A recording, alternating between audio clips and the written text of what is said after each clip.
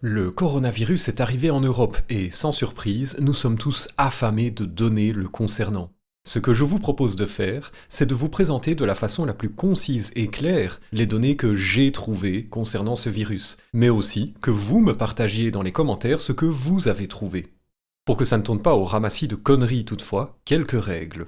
Moi et les gens sérieux qui me suivent, on veut des vraies données. Les vidéos à la con d'infirmières en pleurs ou de petits garçons en train de mourir, ça ne nous intéresse pas. Les opinions ou les spéculations ne sont pas des données. Enfin, tâchez de partager le meilleur de ce que vous avez trouvé. Le nombre de cas dans un village paumé de 50 âmes, tout le monde s'en fiche. Pour tous ceux qui regarderont cette vidéo plusieurs semaines, voire plusieurs jours après sa sortie, gardez à l'esprit que la situation évolue rapidement et que certaines choses que je vais maintenant présenter ne seront plus à jour. Bon, allons-y.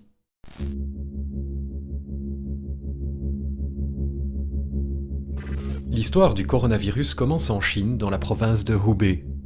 Ne vous en voulez pas si vous ne connaissiez pas la localisation de cette province, moi-même non plus, et honnêtement c'est pas très important. Il y a environ 50 millions de personnes qui y vivent, et entre-temps presque toute la province a été mise en quarantaine. Le graphique à l'écran nous montre que le nombre de cas en Chine se stabilise et que le nombre de guéris est largement supérieur au nombre de morts. Tous les jours, les Chinois mettent à jour ces données, je vous place le lien en description. À l'échelle mondiale, on a un compteur qui tourne presque en temps réel. Le lien est en description. Au moment de tourner cette vidéo, il affiche plus de 80 000 contaminés. Ce que vous verrez beaucoup dans la presse et ailleurs, c'est le rapport du nombre de morts par le nombre de contaminés afin d'évaluer à quel point le virus tue ceux l'ayant attrapé. Je n'aime pas trop ce calcul, car à mesure que le nombre de contaminés va se stabiliser partout comme en Chine, le nombre de morts, lui, continuera d'augmenter pendant quelque temps, faisant exploser le ratio. Moi, je trouve plus pertinent de comparer le nombre de morts à la somme des morts et des guéris uniquement.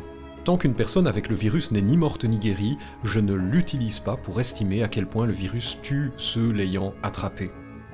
Notez qu'à la fin de cette crise, les deux méthodes de calcul vont se rejoindre. Lorsqu'on saura quelle est l'issue pour tous les contaminés, guérisons ou morts, il n'y aura aucune différence entre diviser le nombre de morts par le nombre de contaminés ou faire ce que moi je propose. Aujourd'hui, j'estime qu'il y a plus de 5% de chances de mourir du virus une fois qu'on l'a attrapé.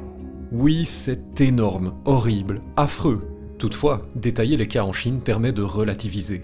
En fait, si on est jeune et en bonne santé, on est quasi certain de s'en tirer. Je mets le lien vers ces données en description. Un autre tableau du même papier de recherche montre en outre que le virus est davantage dangereux pour les gens ayant des soucis de santé avant d'attraper le virus. Le pire semble être de souffrir d'une maladie cardiovasculaire. À l'échelle mondiale, si on détaille par pays, voici où nous en sommes au moment de monter cette vidéo. Il y a aussi ceci, le nombre de nouveaux cas quotidiens en dehors de la Chine ne cesse de grimper, tandis qu'en Chine, la période chaude semble derrière. Attention, l'échelle verticale du graphique est un peu spéciale, elle va de 1 à 10, puis de 10 à 100, etc. Un autre lien que je vous mets en description concerne les croyances développées autour du coronavirus et que l'Organisation mondiale de la santé essaye de cartographier. Certaines sont épouvantablement stupides. Non, l'urine des enfants ne protège pas contre ce virus. Non, la cocaïne non plus. Non, le coronavirus n'a rien à voir avec la bière mexicaine Corona. L'OMS sort aussi des rapports réguliers sur le coronavirus. Personnellement, les lire m'endort, mais pour les intéressés, le lien est en description. Je suis sûr que beaucoup à ce stade se demandent si les données que je viens de présenter sont fiables. Après tout, elles viennent du gouvernement chinois, qui n'est pas un exemple de transparence. Pour moi, cette question n'a aucun intérêt tant qu'il n'y aura pas une alternative aux données chinoises.